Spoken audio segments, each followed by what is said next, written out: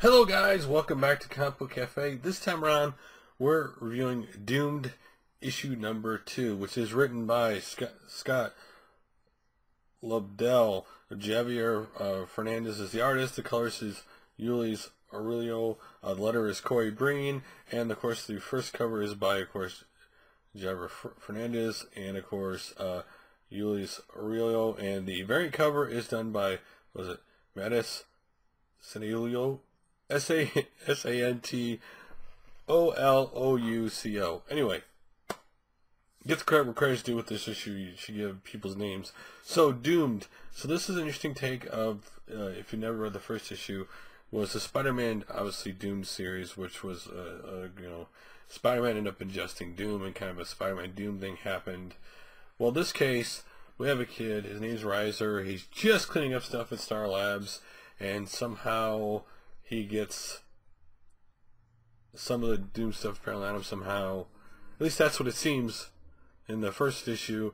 And he's, cleaning it, all of a sudden he turns into a Doomed-like character. Not Doom, but, kind of like Superman. He's changed, but he's not Doom. He's glowing in kinds of stuff. Anyway, this issue doesn't start off with him, though. This starts off with this little kid with glasses in this gym class, and thinking, oh, human kids are cruel. Is how the book starts off. Oh, these are some kids just playing a gym.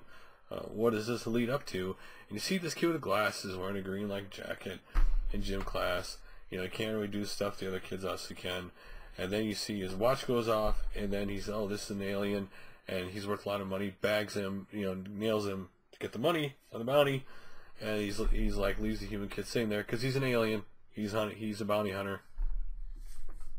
Anyway, Miles is what they called him.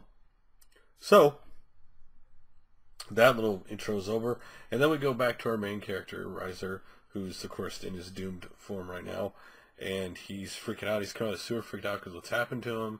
He's really going through everything happened to him. Like, how did this happen? What's going on? And then all of a sudden, the bus comes by, and the bus hits him, and the bus just goes flying through the air. And he's like, oh my God, I hope everybody's alright. He opens up the bus and finds a lady in there who's not dead. He's kind of worried that he killed somebody.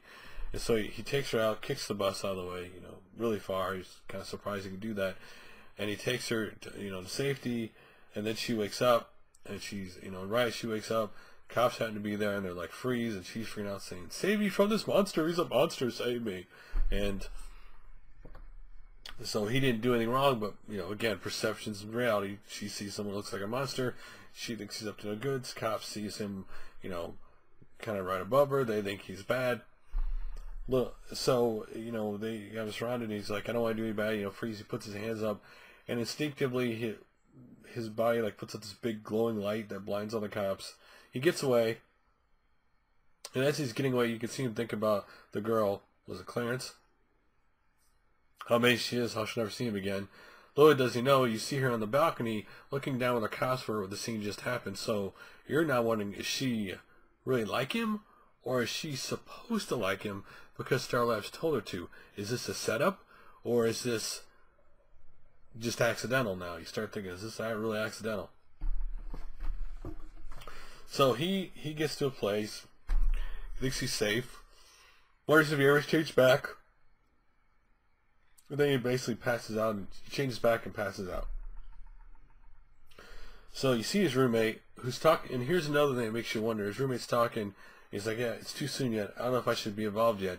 And that's right when Reiser shows up, because he's his roommate, and he's like, yeah, he's my best friend, And he's like, what happened to you? He goes, I just need to lay down and go to sleep. He didn't want to answer anything.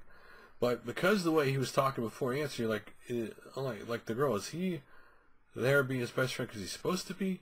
Or is he hired to be his best friend because this is a setup to see what, this Doom stuff can do? It makes you wonder as you're reading it. So, he helps me, lays on the couch. And that's the end of him for this book. There were the cops at the scene, where he was, and they're like, well, they said there's an explosion, but there's no bomb residue here or anything.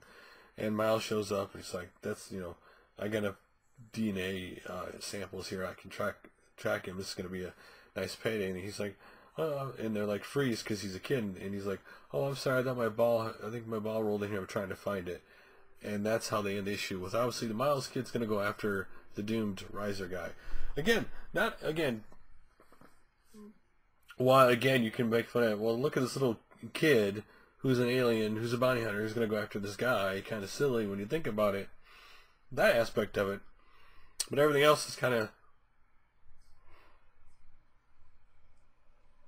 to form, right? Here's this cool guy. Here's this kid who's stuck in a situation he doesn't understand. He doesn't know why this is happening to him. He doesn't know what he's got or what it is. You know, you don't know if the people around him, the Clarence and his room, you know, his roommate is supposed to be his best friend, are they in his best interest, or are they just there because Star Labs told them to be there, and that this is a setup for him to do this, not to be a hero, but to be whatever. And again, we haven't established him as a hero or anything. He's just a kid who doesn't know what's going on, you know, and that's it. He's going to be tracked by this little bounty hunter kid. Again, because this series is new and unique, you can go in different directions, like the Kid Bounty Hunter that you normally couldn't go in probably a more established series, due to the fact this is new.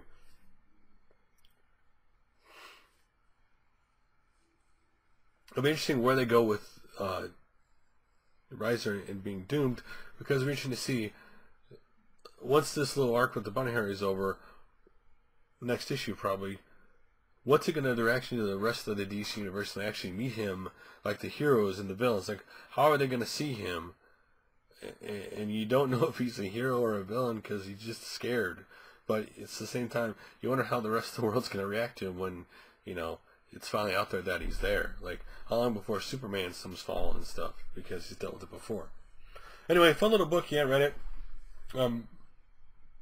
They do a really quick at the beginning, like what happened last issue, so you don't necessarily have to read the first issue to read the second one. And if you're looking for a new series to latch on, what character that's never been done before, or this one, then this might be up your alley. Again, I remember in the 90s and stuff, when I first got into comic books, I would always seek out the new characters, the ones that, you know, didn't exist or didn't have before, because I wanted to, you know, read it and see what it was like. So